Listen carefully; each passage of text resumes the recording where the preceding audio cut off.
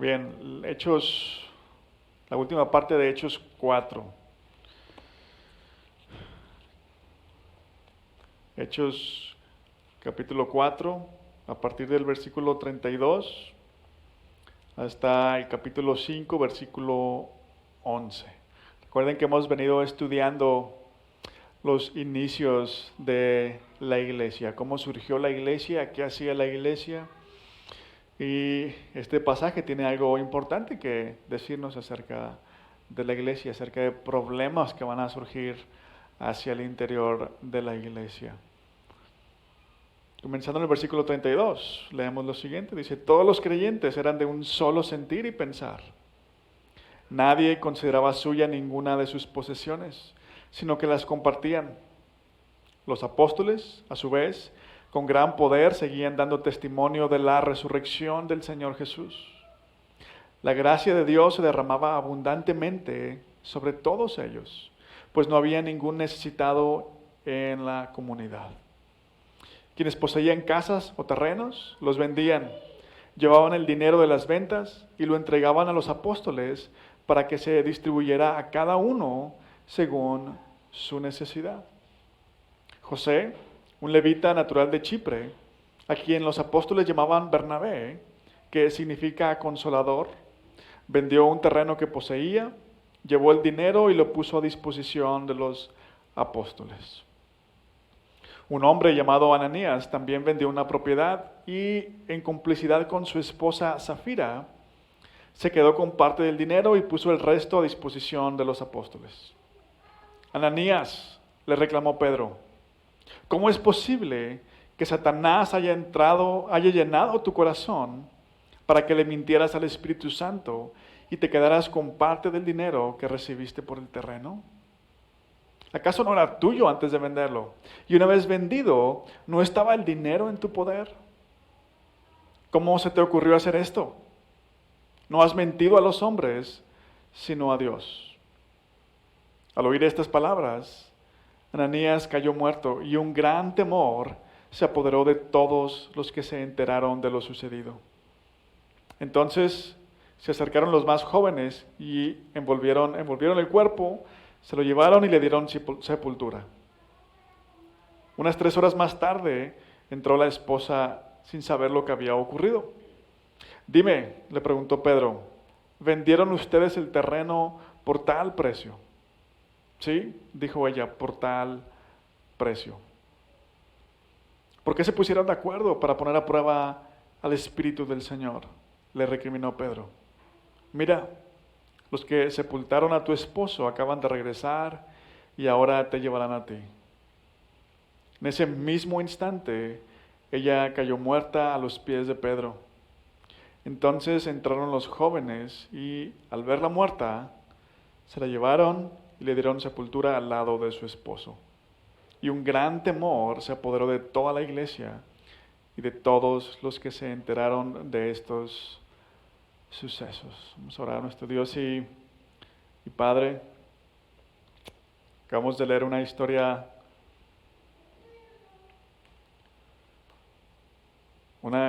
difícil de escuchar, de aceptar. Danos ojos, danos una mente para entender lo que sucedió aquí. Y ayúdanos, por el poder de tu Espíritu Santo, a vivir de manera que podamos glorificarte y no caer como Ananías y Zafira. Lo pedimos en el nombre de Jesús. Amén. Conforme hemos venido estudiando la historia de los inicios de la iglesia, los últimos 2 domingos estudiamos el capítulo 4. La primera parte del capítulo 4 nos encontramos con la primera amenaza contra la iglesia. Luego, en la parte central del capítulo 4, versículos 23 hasta el 31, vimos la reacción de la iglesia ante esta amenaza. Y en esta última parte del capítulo 4, en esta última parte, versículos 34, 32 al 37, son como una especie de resumen de lo que estaba sucediendo en la iglesia hasta ese momento. Los últimos versículos del capítulo 4 nos recuerdan que los creyentes seguían compartiendo sus posesiones, que los líderes de la iglesia seguían dando testimonio de la resurrección y que Dios continuaba bendiciendo todo lo que la iglesia hacía. Pero llegamos al capítulo 5, y en el capítulo 5 vamos a encontrarnos con algo diferente. La primera parte del capítulo 5 nos habla de lo que yo llamaría una amenaza interna. En el capítulo 4 vimos una amenaza externa. Amenazaron a los apóstoles a que no siguieran predicando el nombre de Jesús, que no siguieran predicando la resurrección. Pero en el capítulo 5, en esta parte del capítulo 5, vemos una amenaza interna. Es fácil identificar las amenazas externas contra la iglesia, las amenazas que vienen desde afuera. Hay oposición, hay burlas, está la tentación de ser como el mundo, buscar las cosas que el mundo busca sin Dios o lejos de Dios.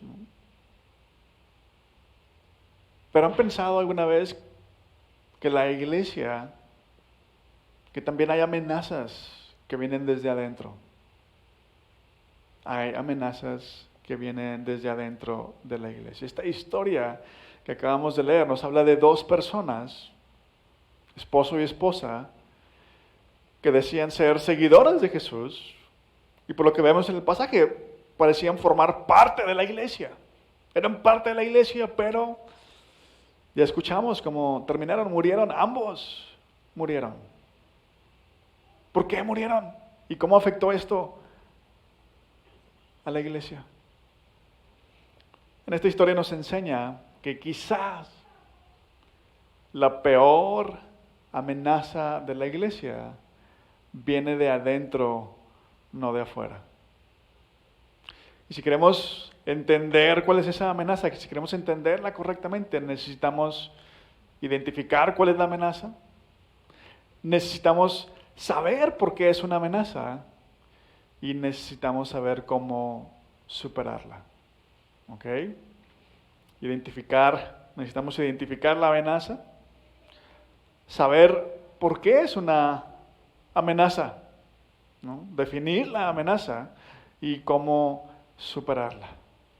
Vamos a hablar primero de cuál es la amenaza que viene de adentro de la iglesia. Vamos a identificar la amenaza. ¿Qué fue lo que propició la muerte de Ananías y de su esposa Zafira?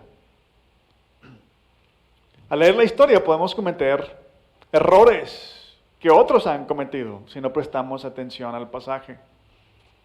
En el contexto inmediato de la historia, nos dice que los creyentes en la iglesia continuaban compartiendo sus bienes. Los que más tenían los vendían para ayudar a los que menos tenían. Y los versículos 34 y 35 del capítulo 4 nos dan una idea del tipo de comunidad que era la iglesia. Estos versículos dicen, no había ningún necesitado en la comunidad. Quienes poseían casas o terrenos los vendían. Llevaban el dinero de las ventas y lo entregaban a los apóstoles para que se distribuyera a cada uno según su necesidad. No sé si sabían, pero algunos líderes comunistas usan estas historias que encontramos aquí en Hecho para justificar el comunismo. Ahora, ¿qué es el comunismo? Básicamente erradicar la propiedad privada, quitarles a los que más tienen para darles a los que menos tienen. Ese es el comunismo. Pero eso no es lo que la Biblia nos enseña. Si prestamos atención, en las dos ocasiones que hemos leído hasta aquí en el libro de Hechos, las dos ocasiones que hemos leído lo mismo, que los creyentes vendían sus propiedades para ayudar a quienes más lo necesitaban, era algo común.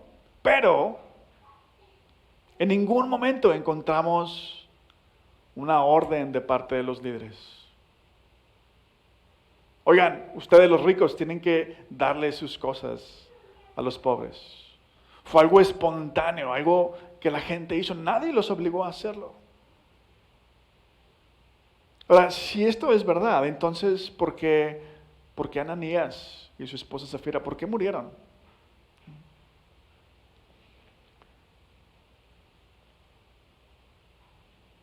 Algunos, quizá, podríamos irnos pensando, ¿no?, que ellos fueron juzgados porque no quisieron compartir el dinero de la venta de su propiedad. O que la iglesia acabó con, la iglesia los mató por envidiosos, ¿no? Pero eso no es lo que sucede en la historia. Esa no fue la razón por la que Ananías y su esposa cayeron muertos.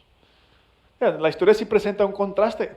Nos habla de este hombre, José, llamado Bernabé, y nos presenta a Ananías y a Zafira. José vende un terreno y lleva el dinero de la venta íntegro a los apóstoles. Ananías y Zafira hacen lo mismo, también venden una propiedad, pero no llevan todo el dinero de la venta. Pareciera que el problema es que Ananías y Zafira no llevaron todo el dinero, ¿no?, que fueron envidiosos. Pero escuchen las palabras de Pedro. En el versículo 4 él le dice a Ananías: ¿acaso no era tuyo antes de venderlo? O sea, la propiedad, el terreno.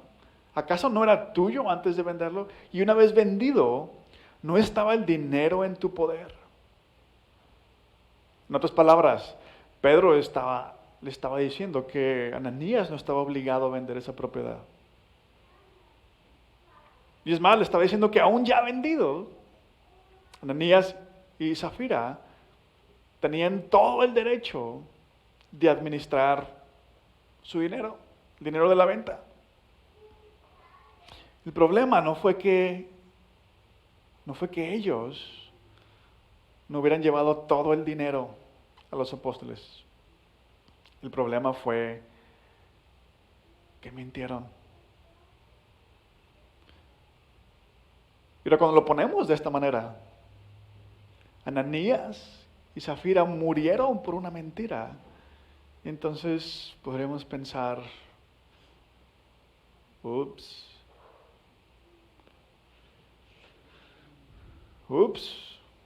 ¿por qué?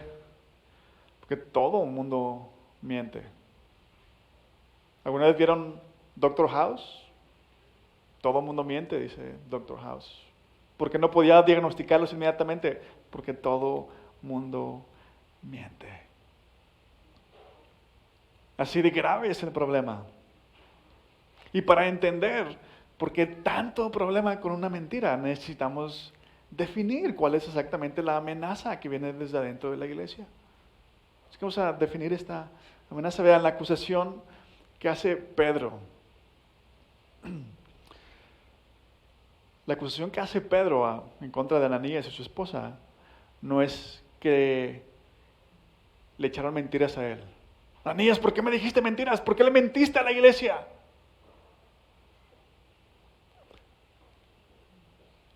Eso no es lo que dice Pedro. ¿Qué dice Pedro? Ananías y su esposa vendieron una propiedad, se quedaron con parte del dinero y el resto lo pusieron a disposición de los apóstoles de la iglesia. Pero es bien importante tener claro que Pedro no le está reclamando por la cantidad de dinero que ellos le entregaron a la iglesia. En el versículo 3, Pedro le dice esto: Ananías, ¿cómo es posible que Satanás haya entrado en tu corazón para que le mintieras al Espíritu Santo? Y al final del versículo 4, Pedro le dice: no has mentido a los hombres, sino a Dios. Y después le dice lo mismo a su esposa: ¿por qué se pusieron de acuerdo para poner a prueba al Espíritu del Señor? Versículo 9. Este es el problema de la mentira. Que la mentira es una violación directa de los mandamientos de Dios. De hecho, es uno de los 10 mandamientos. Para ser precisos, es el 9º mandamiento. Por un mandamiento, cayeron fulminados. Ananías y Zafira, así de importante es para Dios que cumplamos todos sus mandamientos. Otro de los autores del Nuevo Testamento, Santiago, en el capítulo 2 de su carta, versículo 10, dice, porque el que cumple con toda la ley, pero falla en un solo punto, ya es culpable de quebrantarla toda. Santiago dice, puedes sacarte un 10 en 100 mandamientos, pero si fallas uno, ya fallaste todo. ¿Por qué? ¿Por qué Santiago piensa así? ¿Cuál es la lógica de Santiago? El versículo siguiente nos dice, pues el que dijo, no cometas adulterio, también dijo, no mates. Si no cometes adulterio, pero matas, ya has violado la ley. El argumento de Santiago es este. Dice que todos, el 100% de los mandamientos fueron dados por la misma persona. El 100% de los mandamientos fueron dados por Dios. Por eso todos son igualmente importantes. Hace un momento dije que quizá la peor amenaza contra la iglesia es una que viene desde adentro de la iglesia. ¿Por qué? Esta historia nos dice por qué. Pensemos en los 10 mandamientos. ¿Qué de malo tiene que honremos a nuestros padres? ¿Qué de malo tiene que seamos obedientes para con ellos? Que sigamos su consejo. ¿Qué de malo tiene proteger la vida? Esta es una relación de matrimonio. ¿Qué de malo tiene ser fiel? ¿Qué de malo tiene no robar, no mentir, no codiciar lo que otros tienen? De hecho, eso nos hace infelices. Estar pensando en lo que otros tienen todo el tiempo y lo que nosotros no tenemos. ¿Qué de malo tienen estos mandamientos? No tienen nada malo en sí. Pero saben, mucha gente dice, bueno, pero eso es sentido común. No necesitas a Dios para vivir de esa manera. Necesitamos cierto orden para vivir civilizadamente. No necesitas a Dios. No necesitas que Dios te diga estas cosas para vivir de esta manera. Necesitamos cierto orden. Sin embargo, todos estos mandamientos tienen un trasfondo religioso. No es sentido común. Dios nos dio una ley moral.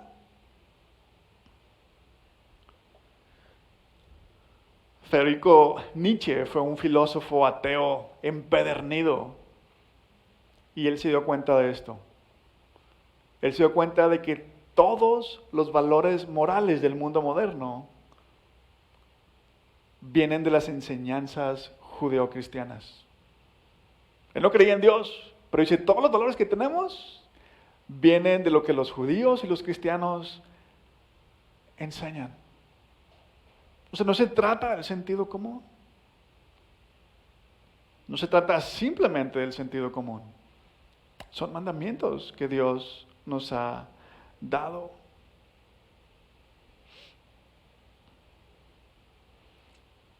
Bueno, la razón por qué la mentira es tan mala es simplemente por esto, porque Dios nos dijo que no mintamos.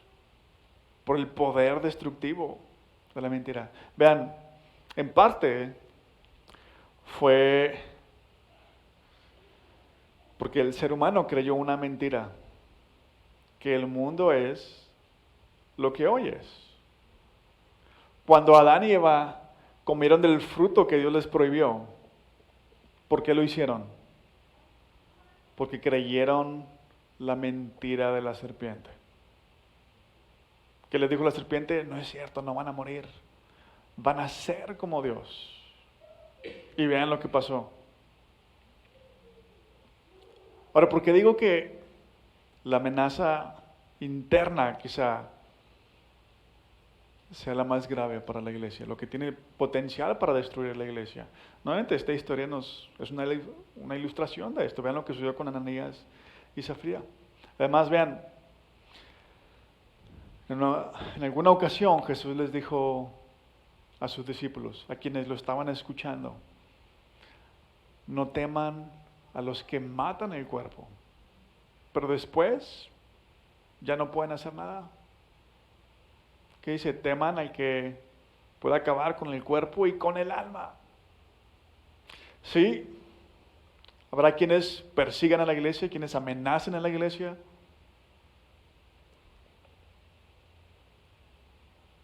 Pero no pueden destruir nuestra alma. Pero la amenaza interna, el pecado, vean lo que hace. Ananías y Zafira cayeron muertos. ¿Por qué? Pablo dice que la paga del pecado es muerte. Pero esta muerte de la que habla Pablo no es nada más una muerte física. Es una muerte física y espiritual. Y no lo inventó Pablo, ya vimos. Existe desde Adán y Eva. Desde que el hombre cometió pecados. Ahora, ¿qué tiene que ver esto con la iglesia? Bueno, la iglesia no es una organización sin fines de lucro simplemente, una organización de beneficencia. No se trata simplemente de un grupo de personas que tratan de hacer bien a otros. La iglesia es el pueblo de Dios. Y porque la iglesia es el pueblo de Dios, su responsabilidad, nuestra responsabilidad, es representar a Dios ante el mundo. Lo que otras personas crean de Dios, en parte, lo deben creer por cómo nos ven vivir en nosotros. Una iglesia que no toma en serio el pecado es una iglesia como Ananías y Zafira, una iglesia muerta, una iglesia que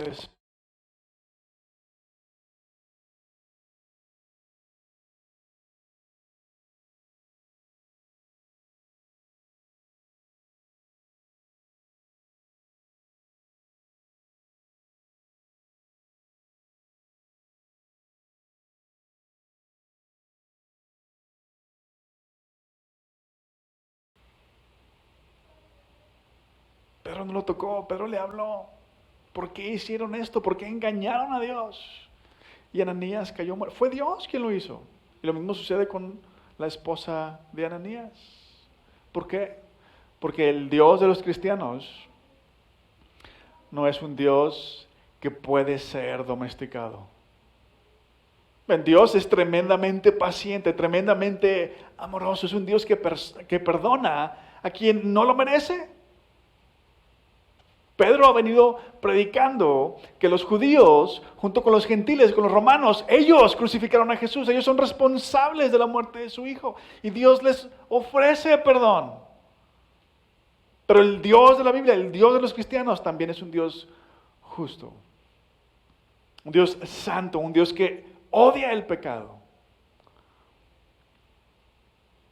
Y esta historia de alguna manera nos dice que si el Dios en el que creemos no odia el pecado,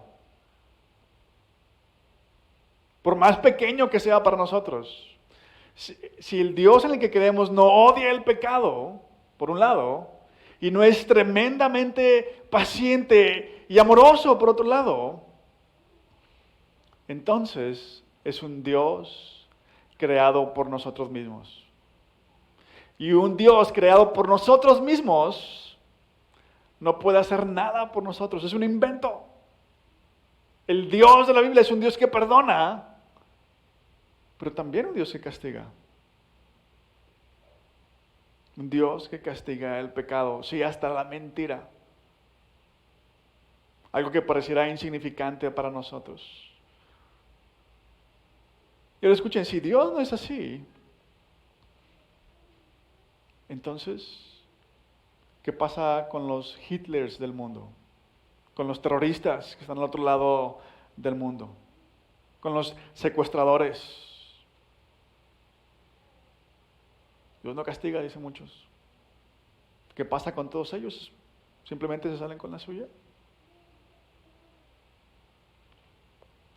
Creer en un Dios que no castiga es creer en un Dios injusto, en un Dios que no nos ama, en un Dios que no va a vengar la injusticia cometida hacia Él y hacia nosotros.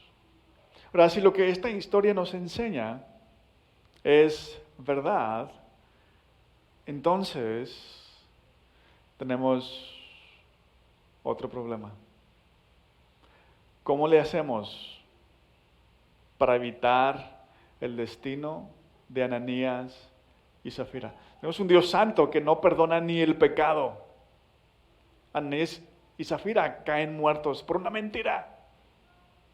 Si esto es cierto, ¿cómo le hacemos para evitar el destino de Ananías y de Zafira? ¿Cómo le hacemos, en otras palabras, para superar esta amenaza del pecado?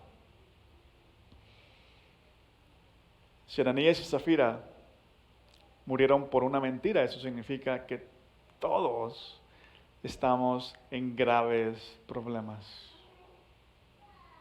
Que los estándares de Dios son mucho más altos de lo que pensamos. Los estándares de Dios nos dicen que todos somos culpables. Eso hacen los mandamientos de Dios. Piensen en los mandamientos de Dios como una especie de espejo. ¿Se han visto esos espejos de feria? ¿No? Te paras y te hace ver gordo, o chaparro, o flaco, alto, ¿no? Bueno, los mandamientos son el espejo de Dios que nos dice quiénes somos en realidad. Y los mandamientos, este espejo nos dice qué tan malos somos. ¿Cómo y cuántas veces le fallamos? Nos dice qué tan profundo es nuestro pecado. Si nos fuéramos mandamiento por mandamiento, tendríamos que poner una tachita en cada uno. Esto es lo que hace la ley de Dios. De hecho, el apóstol Pablo dice en Romanos capítulo 7, versículo 7, si no fuera por la ley, no me habría dado cuenta de lo que es el pecado. Espero que todos nos demos cuenta de esto. Pero esto, por sí solo, no es la forma para superar la amenaza del pecado en nuestra vida. Si algo nos enseñan los mandamientos de Dios, los estándares de Dios, es que por sí solo el ser humano no es capaz de obedecer. No tiene el poder de hacerlo. Aquí tenemos a un hombre y una mujer que se unieron a la iglesia. Eran parte de la iglesia y vean lo que sucedió con ellos. Cayeron muertos. Eran parte de la iglesia y pecaron. Esto significa que estamos, humanamente hablando, perdidos. Significa que necesitamos ayuda. Y la historia completa nos dice que Dios nos da esa ayuda. Nos dice que hay esperanza. Pensemos nuevamente en el contexto completo en el que sucede la historia. ¿Qué está pasando? Bueno, la parte final del capítulo 4 nos recordó, ¿no? Que los creyentes eran de un solo sentir y pensar. Nadie consideraba suya ninguna de sus posesiones, sino que las compartían. ¿Qué hacían? Los que más tenían, vendían sus propiedades y donaban el dinero a la iglesia. ¿Para qué?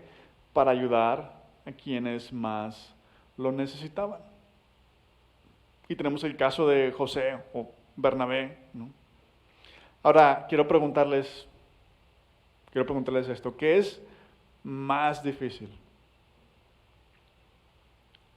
¿Qué es más difícil? ¿Decir siempre la verdad? ¿Nunca decir mentiras? ¿O despojarnos de nuestros bienes? ¿Qué es más difícil? ¿Nunca decir una mentira? ¿O despojarnos de nuestros bienes? Para algunos, hablar la verdad será siempre más difícil que despojarse de algo. Para otros, despojarse de algo va a ser siempre más difícil que hablar con la verdad. ¿Por qué? Hay un montón de razones para cada acción. A veces, quien oculta la verdad, quien miente, está dispuesto a perder algo antes de que se sepa la verdad. ¿Por qué? Porque tiene un tremendo miedo a que se sepa la verdad. Tiene vergüenza de que alguien sepa lo que en realidad sucedió. Y aunque le duele perder algo, no le duele tanto como que la verdad salga a la luz. Y lo opuesto también es verdad. Pero lo importante aquí en la historia es lo siguiente. Lo importante que nos dice la historia es que es posible. Es posible hablar con la verdad y es posible despojarnos de nuestras posesiones. Los primeros cristianos están despojando de sus bienes, de sus riquezas, para ayudar a otros. Hay algunos, vemos el caso de José, que están hablando no solamente se están despojando de sus riquezas, sino hablan con la verdad. Aquí está. Los apóstoles están predicando la resurrección, están dispuestos a ser perseguidos por hablar la verdad. Esto es lo que vimos. De esto le estamos hablando a la gente. ¿Cómo le hicieron? ¿Cómo llegaron hasta ahí estos hombres y mujeres? Bueno, no fue algo que había en ellos. Fue algo que se les dio. En el capítulo 4, versículo 33, leemos que los apóstoles seguían dando testimonio de la resurrección del Señor Jesús. Esto fue lo que cambió la vida de los primeros cristianos. Si leemos los 2 primeros sermones de Pedro, nos vamos a dar cuenta que esto es lo que él predicó. La resurrección de Jesucristo. Pero la resurrección de Jesús tiene todo un contexto detrás, ¿verdad? Antes de resucitar, Jesús tuvo que ser crucificado. Y el apóstol Pedro deja bien claro que Jesús era inocente y que quienes lo están escuchando a él eran culpables, son los responsables de asesinar a un hombre inocente, no solamente a un hombre inocente, al Hijo de Dios, al Mesías. Pero Pedro también dice que ese era el plan de Dios, que para eso vino Jesús, para morir, para tomar nuestro lugar, para poder perdonar nuestros pecados. Cuando escuchamos que lo único que tenemos que hacer para que Dios nos perdone, que lo único que tenemos que hacer para entrar al reino de Dios es creer la historia de Jesús. Suena increíble, ¿no? ¿Cómo? Nada más me arrepiento y ya, nada más creo y me arrepiento y ya la hice. Suena algo increíble, ¿no? ¿Cómo sé si es suficiente? ¿Cómo sé que no tengo que hacer algo más? Bueno, la resurrección es la respuesta a esta pregunta. Jesús dijo y demostró que Él podía perdonar pecados. Le dijo a personas, hijo, vete, tus pecados quedan perdonados, ¿no? Le dice a una mujer, vete y no peques más. Este mismo Jesús también dijo que Él iba a resucitar, que iba a ser crucificado, pero que iba a resucitar. Si lo último sucedió, y de eso son testigos los apóstoles, los primeros discípulos, los primeros seguidores, están hablando de que vieron a Jesús resucitado. Si lo último sucedió, entonces también lo otro es verdad. Si Jesús resucitó, entonces Él también perdona pecados.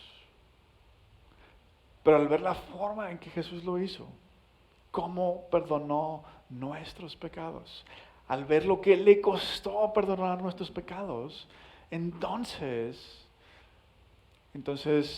vemos su amor por nosotros. Entonces nos damos cuenta que no es simplemente un rey injusto, un ogro que quiere que lo obedezcamos a toda costa. Cuando lo vemos dando su vida por nosotros, derramando su sangre por nosotros, al reconocer su amor, queremos darle las gracias. Y lo hacemos siguiendo sus mandamientos.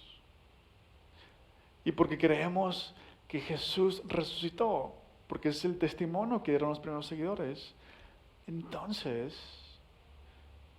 arriesgamos lo mejor de este mundo, porque sabemos que algo mejor nos espera, que hay un mundo mejor. No todos entienden esto. No todos en la iglesia entienden esto.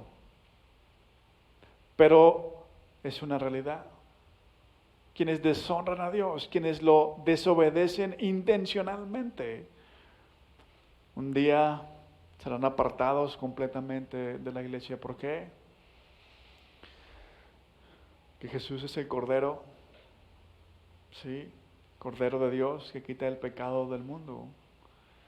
Pero Jesús también es el león de la tribu de Judá, Cordero y león. Vamos a orar. Dios y Padre, al leer una historia como esta, nos cuesta aceptar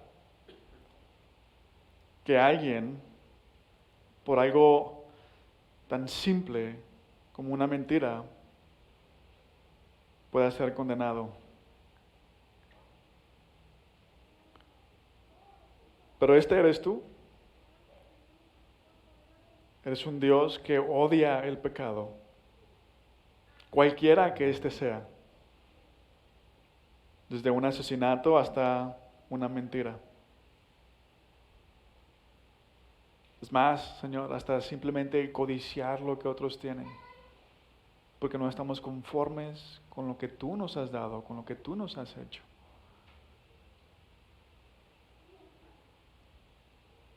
Ayúdanos a arrepentirnos de ello.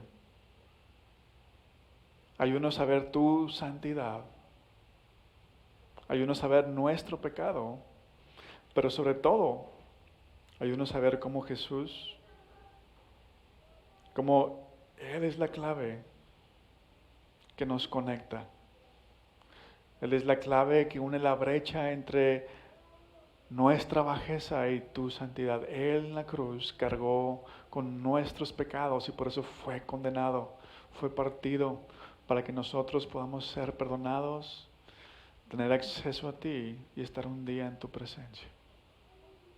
Ayúdanos a que este sentir y este pensar cambie nuestras vidas y podamos ser hombres y mujeres íntegros,